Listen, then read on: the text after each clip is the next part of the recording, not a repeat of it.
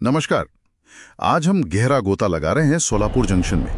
हमारे पास जो जानकारी है वो बताती है कि ये सिर्फ एक स्टेशन नहीं है जी।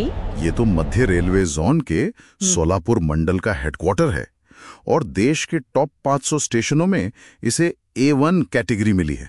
हाँ, और चौथा सबसे स्वच्छ स्टेशन भी, ये भी एक अहम बात है। बिल्कुल।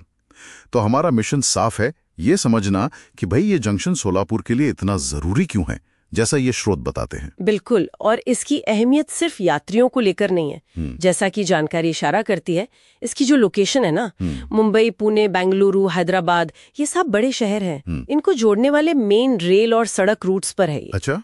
तो इससे ये इंडस्ट्री और बिजनेस एक्टिविटीज के लिए एक बड़ा सेंटर बन जाता है। मतलब सिर्फ एक ट्रांजिट पॉइंट नहीं, एक स्ट्रेटेजिक एसेट है ये। तो चलिए थोड़ा इतिहास में चलते हैं। 1860 में इसकी शुरुआत हुई मुंबई चेन्नई लाइन के हिस्से के तौर पर। जी हाँ। लेकिन सबसे दिलचस्प बात जो इन कागजों से निकल कर आती है वो ये है कि कैसे इस रेलवे लाइन ने सोलापुर की इंडस्ट्री को, खासकर कपड़ा उद्योग को, इतना बढ़ावा दिया, मतलब सिर्फ एक लाइन बिछाने से। ये एक बहुत अच्छा सवाल है।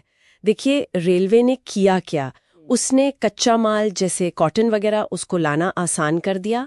और फिर जो तैयार माल था, खासकर वो चादरें, उनको बाहर भेजना भी आसान हो गया। एक तरह से एक पूरा इकोसिस्टम बन गया। अच्छा। इसी वजह से यहाँ जो कॉटन मिल्स थीं वो तेजी से बढ़ीं और उन्होंने शहर की इकोनॉमी की रीढ़ की हड्डी बना दी। और वो सोलापुरी चादर वाली बात? हाँ, वही। उसी पैमाने और पहुंच ने विश्व प्रसिद्ध सोलापुरी चादर को वो पहचान दी जिसे महाराष्ट्र का पहला GI टैग भी मिला। अरे वाह! ये सिर्फ एक प्रोडक्ट नहीं है, ये रेलवे की वजह से बनी एक विरासत है, कह सकते हैं। और हाँ, वो 1930 वाली घटना भी। हाँ, नगर परिषद पर राष्ट्रीय ध्वज। जी, जो उस समय भारत में पहली बार हुआ था, वो भी इसके ऐतिहासिक महत्व को और गहरा करता है।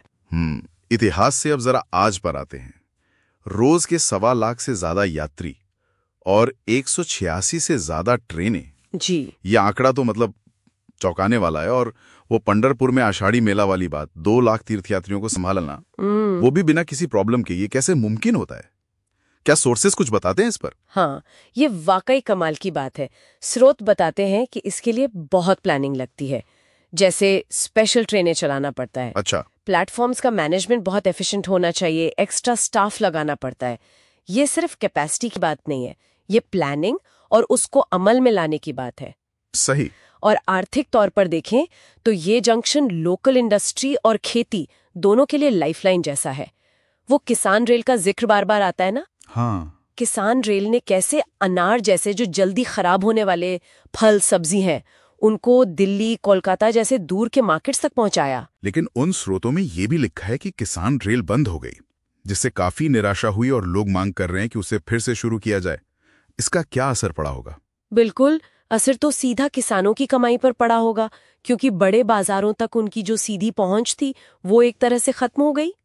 तो फिर बिचौलियों पर निर्भरता बढ़ जाती है, मुनाफा कम हो जाता है। इसीलिए उसको फिर से शुरू करने की मांग इतनी जोर पकड़ रही है। अच्छा।